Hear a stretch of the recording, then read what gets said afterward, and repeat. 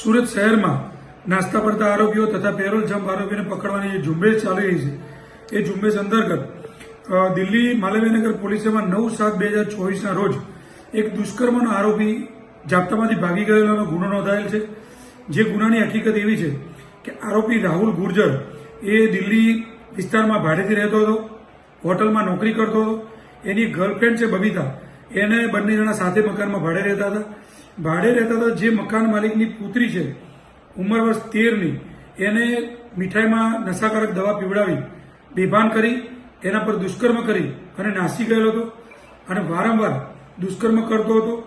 એના ઘરમાંથી પ્રેરીના ઘરમાંથી લોકર તોડી 1,78,000 રૂપિયાની એની ચોરી કરેલ હતી અને એ બાળકીને વારંવાર જો તું કોઈને કહી દેશે તો તારા ઘરમાંથી તારા સભ્યોને ગોળી મારી અને મર્ડર કરી નાખીશ એવી ધમકી આપતો હતો.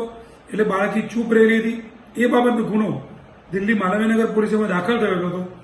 ત્યારબાદ જે આરોપી જાપ્તામાંથી ભાગી ગયો હતો એનો ગુનો ઉત્તર પ્રદેશ મુઝફ્ફરનગરમાં દાખલ કરવામાં આવેલો હતો. એ આરોપીની બાતમી ખાનગી રાહે મળતા કે જે આરોપી સુરત શહેરમાં સચિન ઇન્ડસ્ટ્રીયલ વિસ્તારમાં રહે છે એવી બાતમીના આધાર પર આરોપી રાહુલ ઉર્ફે રાહુલ ગુર્જર ઉંમર વર્ષ 20નાને સુરત ક્રાઇમના જે ઝડપી પાડેલ છે. દિલ્હી પોલીસને જાણ કરી છે. દિલ્હી પોલીસ આવી અને આરોપીને લઈ જશે. આ આરોપીનો ગુનાહિત ઇતિહાસ ઉત્તરાખંડમાં એક ચોરીના ગુનામાં આરોપી 2 માસ જેલમાં રહેલ છે.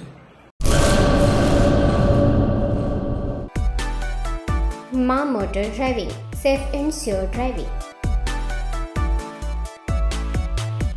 ડ્રાઇવિંગ એ શોખ સાથે આપની મોટી જવાબદારી પણ છે. અમારા ઇન્સ્ટ્રક્ટર દ્વારા સચોટ અને સરળ માર્ગદર્શન. આપની રોજની તાલીમની માહિતી મેળવીને શું અધુરાશ છે એના ઉપર પૂરું ફોકસ કરાય છે.